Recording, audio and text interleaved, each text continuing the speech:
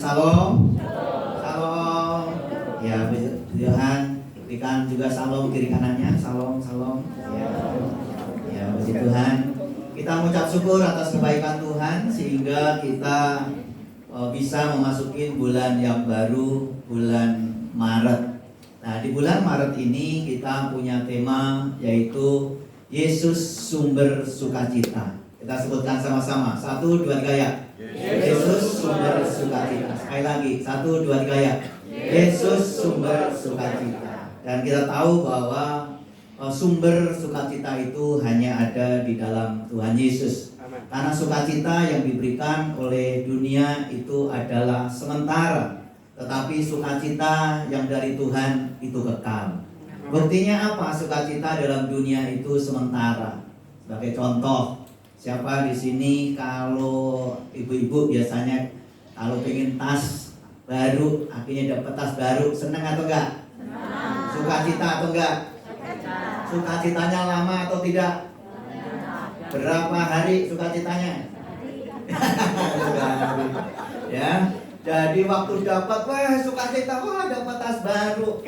Ya, mungkin sukacita hanya 1 hari, 2 hari, 3 hari, 1 minggu, 1 bulan sudah nggak sukacita lagi. Nah begitu juga yang pengen motor, waktu dapat motor, sukacita nggak? Sukacita. Sukacitanya berapa hari? 2 bulan, ya 2 bulan. 1 hari, tiap hari dimandikan, ya tiap hari dilap-lap, ya. Tapi setelah seminggu lupa ngelap lagi. Sukacitanya hilang. Itu menunjukkan bahwa sukacita yang diberikan oleh dunia itu adalah sementara. Sukacita yang diberikan oleh dunia itu tidak kekal. Oleh sebab itu hari ini kita semua yang hadir pada pagi hari ini harus mendapatkan sukacita yang dari Tuhan. Amin. Tepuk tangan buat Tuhan Yesus. Karena sukacita yang dari Tuhan adalah kekal selama-lamanya, tidak dipengaruhi oleh kondisi situasi apapun. Kondisi apapun tidak pernah berubah. Sukacita dari Tuhan terus mengalir atas hidup kita. Amin. Nah, untuk hari ini ya, dari subtema atau tema minggu ini yang saya ambil adalah sukacita di tengah permasalahan. Kita sebutkan sama-sama. 1, 2, 3 ya. Sukacita di tengah permasalahan. Sekali lagi yang kencang. 1, 2, 3. Sukacita di tengah permasalahan. Ini gampang atau susah? Ini susah ya. Ini butuh Roh Kudus yang memimpin kita. Tanpa sukacita Tuhan gak bisa kita bersukacita di tengah permasalahan. Filipi 4 ayat yang keempat kita baca bersama-sama. 1, 2, 3 ya. Bersukacitalah senantiasa dalam Tuhan. Sekali lagi kukatakan bersukacita. Nah, jadi firman Tuhan jelas, bersukacitalah senantiasa. Ngomong senantiasa. Senantiasa itu kapan? Setiap waktu. Ya, setiap waktu, terus menerus, dalam kondisi apapun, dalam situasi apapun. Firman Tuhan katakan bersukacitalah senantiasa. Senantiasa dalam siapa? Tuhan. Dalam Tuhan. Kalau nggak dalam Tuhan, nggak akan pernah bisa kita bersukacita senantiasa. Bahkan diulangi lagi oleh Rasul Paulus sekali lagi. Berarti sukacita ini sangat penting. Omong, sukacita sangat penting. Sangat penting. Karena apa? Sukacita adalah kekuatan kita. Omong, sukacita adalah kekuatanku. 1, 2, 3 ya. Sukacita adalah kekuatan. Sehingga Rasul Paulus katakan sekali lagi kukatakan bersukacitalah. Jadi surat Filipi ini ya ditujukan kepada jemaat yang ada di Filipi ya oleh Rasul Paulus yang mengirimkannya melalui Epafras atau Epafroditus. Jadi waktu itu jemaat Filipi bukan dalam kondisi yang baik. Jemaat Filipi mengalami suatu tekanan, mengalami suatu aniaya, bahkan mengalami suatu kekurangan, bahkan kekurangan keuangan. Tetapi Rasul Paulus melihat bahwa walaupun jemaat Filipi mengalami tekanan, mengalami pendinasan, mengalami kekurangan, tetapi Rasul Paulus memberikan surat kepada umat Tuhan yang ada di Filipi, dikatakan bersukacitalah. Kelihatannya nggak masuk akal. Dalam kondisi susah, dalam kondisi terjepit, dalam kondisi kekurangan, kenapa kita harus bersukacita? Karena kita tahu di dalam sukacita Tuhan selalu ada kekuatan. Di dalam sukacita Tuhan pasti ada jalan keluar. Di dalam sukacita Tuhan pasti ada kuasa Tuhan. Tepuk tangan buat Tuhan Yesus. Haleluya. Bahkan di Rasul Paulus sendiri pun juga waktu menulis ini bukan dalam kondisi yang baik. Jika dia juga sedang berada di penjara yang ada di Roma, yang menunggu eksekusi dari Kaisar Nero. Tetapi dia, Rasul Paulus yang luar biasa ini menasihatkan dalam kondisi apapun, ingat engkau tetap bersukacita di dalam Tuhan. Amin. Yang menjadi pertanyaan bagi kita. Oleh karena itu mari kita belajar apa saja dasar firman Tuhan supaya kita dapat terus bersukacita. Jadi apa dasarnya supaya kita ini terus dapat bersukacita? Sebelum saya lanjutkan, tolong senyum dulu. Ya, karena akhir-akhir ini banyak orang yang kehilangan sukacita. Amin. Kalau saya di jalan raya saja, orang itu mukanya tidak ada yang senyum. Hanya yang di pinggir jalan satu orang yang senyum. Tapi yang lain mukanya serem. Saya pelayanan di kantor, banyak orang yang stres, ya, mukanya kaku, ya, mukanya kurang sukacita. Tetapi saya rindu yang ada di tempat ini, seberapa besar masalahmu, tetaplah bersukacita. Amin. Mungkin kita kehilangan sukacita karena ada yang di PHK. Mungkin kehilangan sukacita karena mungkin rumah kontrakan belum bayar. Kita kehilangan sukacita karena mungkin banyak utang. Ya, tetapi hari ini percayalah, sukacita dari Tuhan turun atas kita. Amin. Yang setuju tepuk tangan buat Tuhan Yesus. Nah, bagaimana supaya sukacita kita itu tidak dipengaruhi oleh keadaan dan situasi sehingga hidup kita tetap bisa bersukacita? Yang pertama adalah, baca sama-sama. 1, 2, 3 ya. Kita bersukacita karena kita berada dalam rencana Tuhan. Jadi kalau kita ingat bahwa kita ada dalam rencana Tuhan, tidak ada satu alasan pun yang membuat kita tidak bersukacita. Jadi ingat, kita semua ada dalam rencana Tuhan. Oh, saya ada dalam rencana Tuhan.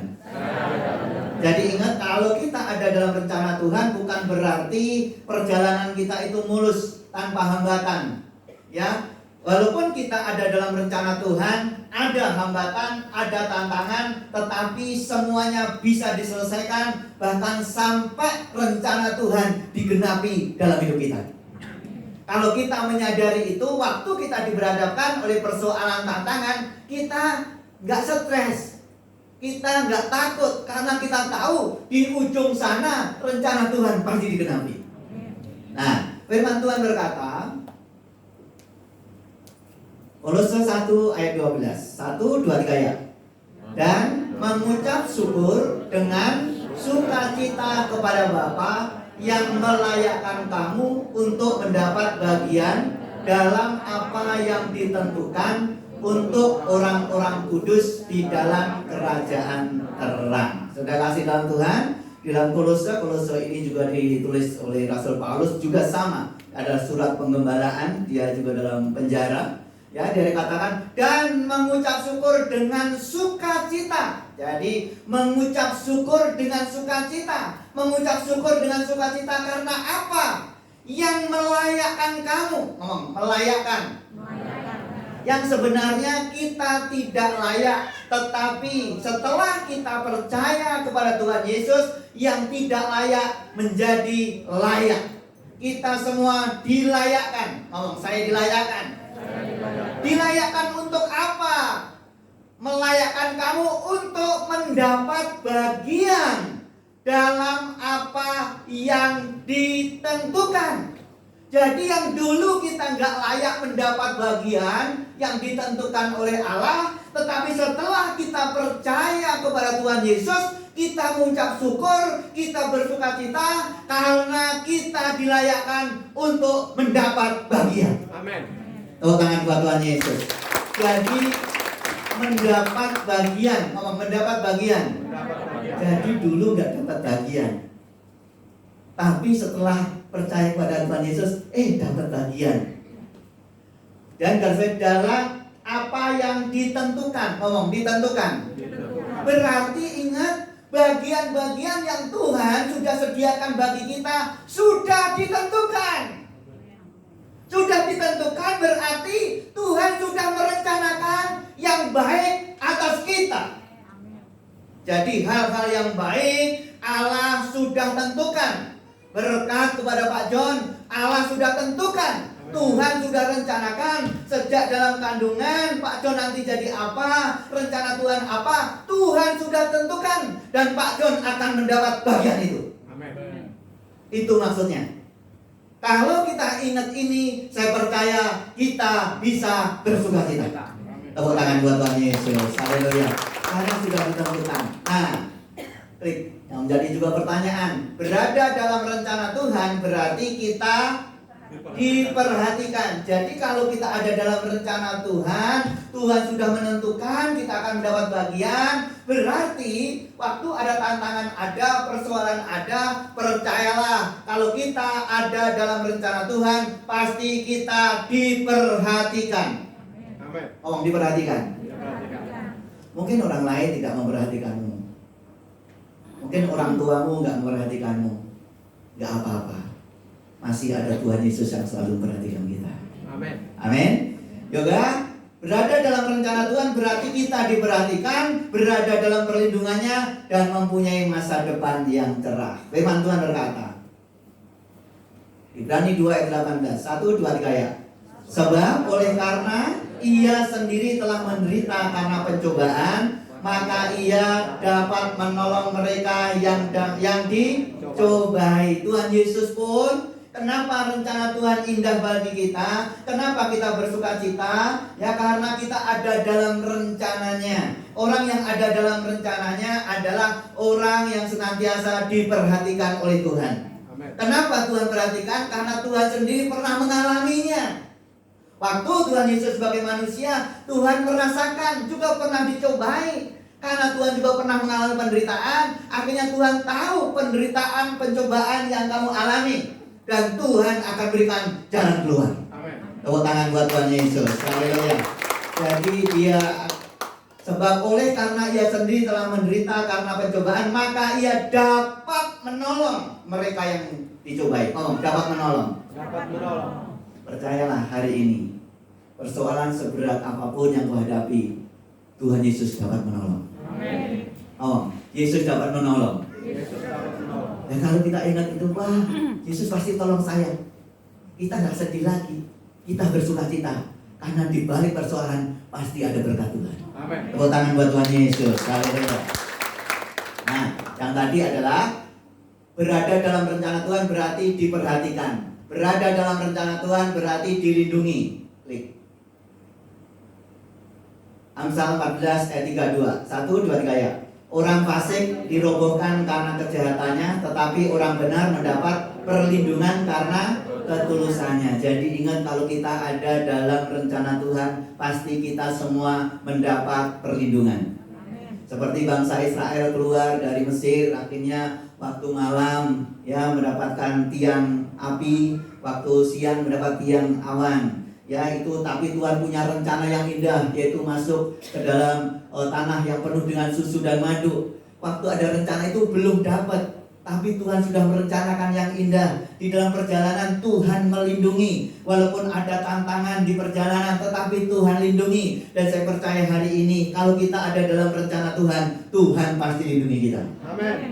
Lindungi dari hal-hal orang-orang jahat, orang-orang yang bermaksud tidak baik. Kalau Allah di pihak kita, siapa yang akan melawan kita? Amin. Saya mendapat perlindungan. Dan yang ketiga, yang di bagian 1, yang poin ketiga adalah kalau kita ada dalam rencana Tuhan, berarti kita punya masa depan yang indah. Amin. Firman Tuhan berkata, baca sama-sama Yeremia 29:11, 1, 2, 3 ya.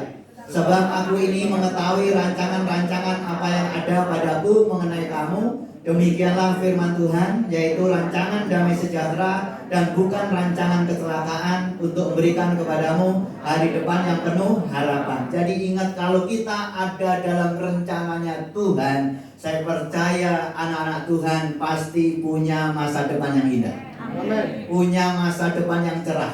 Jangan sekali-kali engkau berkata madesu, masa depan suram. Karena firman Tuhan berkata, masa depan sungguh ada dan harapanmu tidak pernah hilang.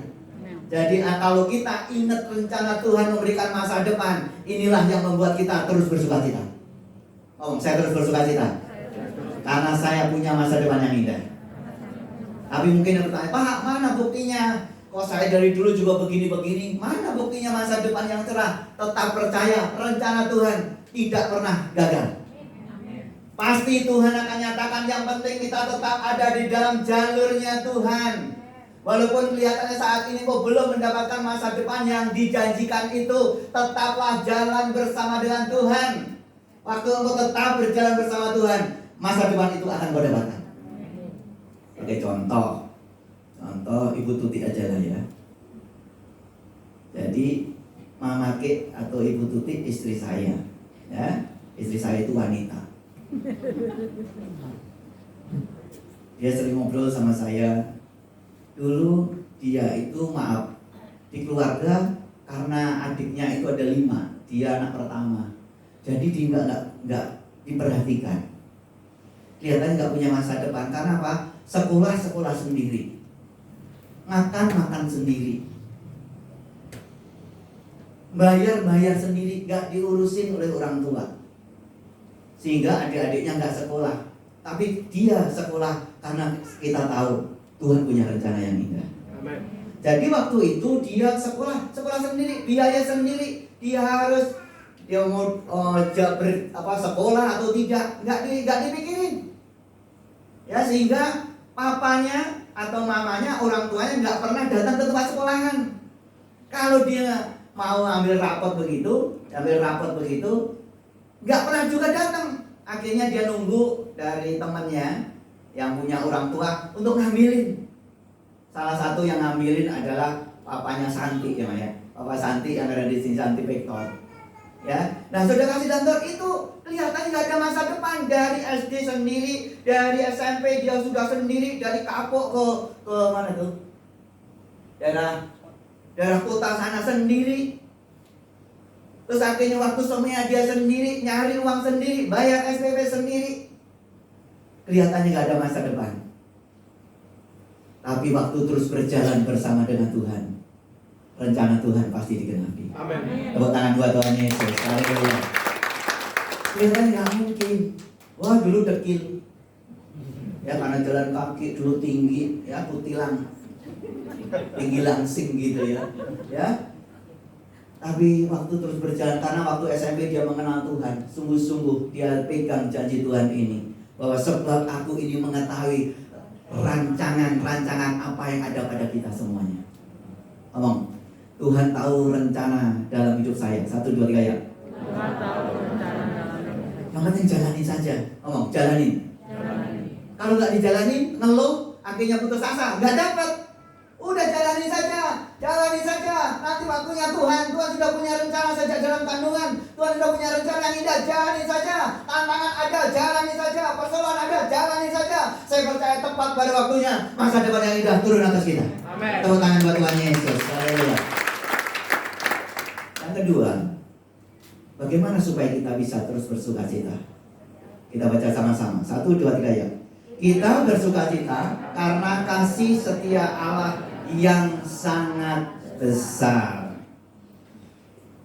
Firman Tuhan berkata, baca Mazmur 31 ayat 8. 1, 2, 3 ya. Aku akan bersorak-sorak dan bersukacita karena kasih setiamu, sebab engkau telah menilik sengsaraku, telah memperhatikan kesesakan jiwaku. Ini Daud, Raja Daud ini yang luar biasa. Aku akan bersorak-sorak dan bersukacita karena kasih setiamu. Jadi Daud ini bersukacita bukan karena dia berkata, mungkin bukan karena dia jadi raja. Oh, saya bersukacita karena saya jadi raja. Saya bersukacita karena saya punya uang banyak.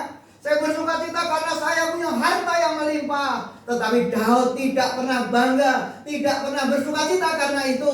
Tetapi Daud selalu bersukacita karena kasih setianya Tuhan. Amin. Tepuk tangan buat Tuhan Yesus. Wah, ini mengajarkan kepada kita supaya kita itu juga sama.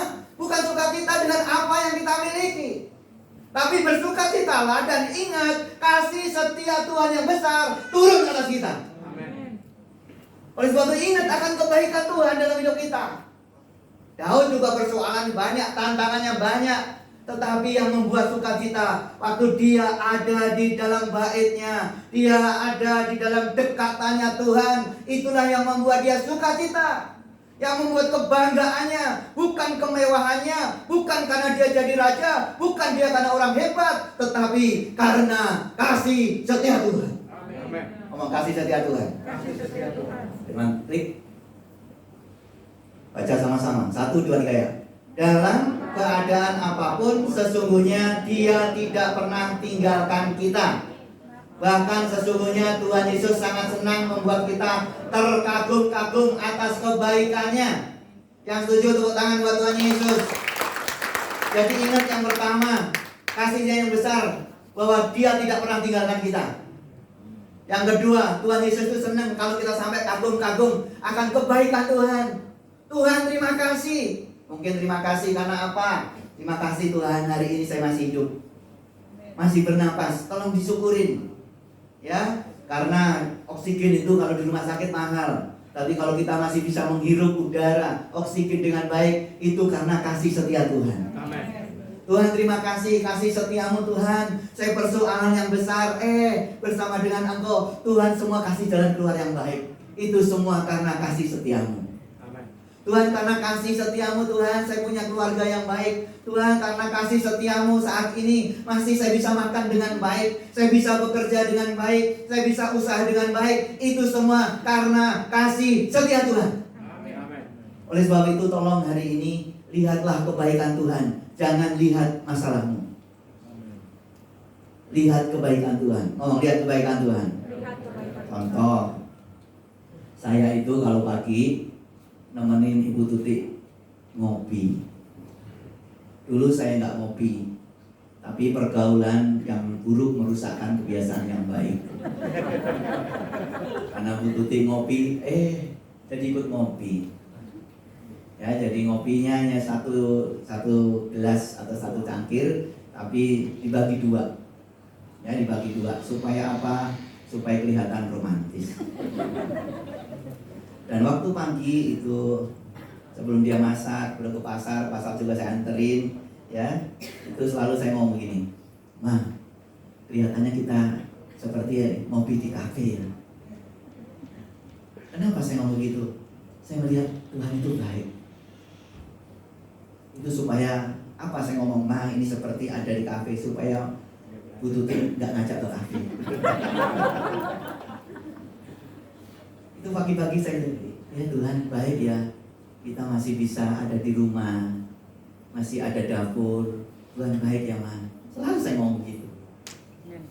Ya, karena apa? Waktu saya ngomong begitu, hari demi hari saya melihat kebaikan Tuhan. Amin.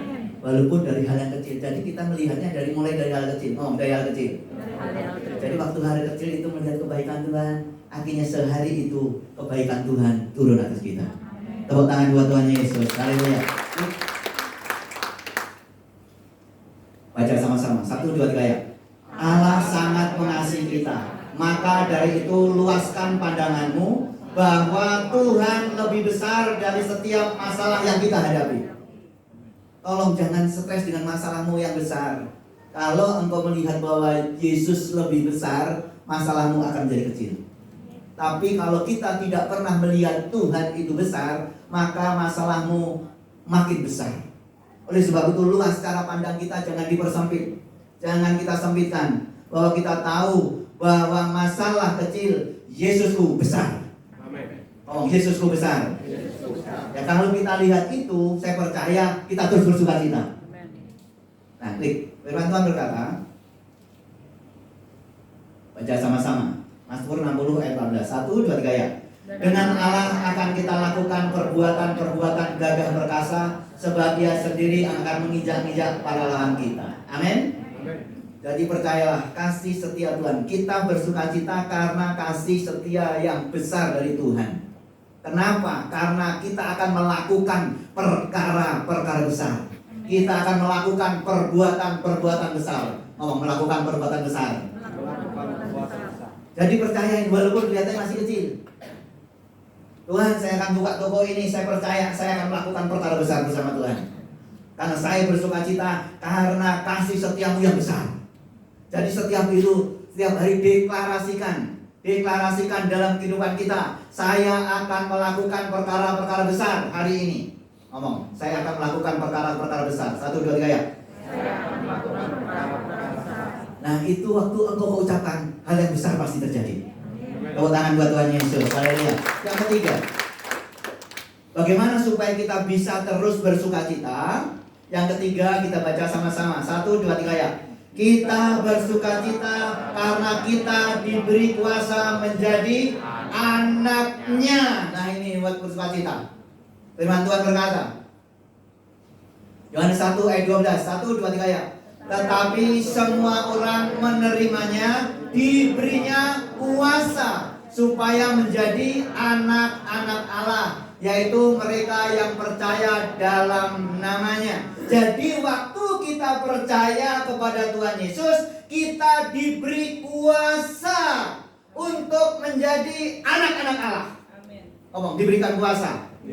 Jadi waktu kita belum mengenal Tuhan, nggak ada kuasa itu untuk menjadi anak-anak Allah. Dan waktu kita diberikan kuasa untuk menjadi anak-anak Allah, maka kita bisa memanggil Allah itu Bapa, karena kita anaknya.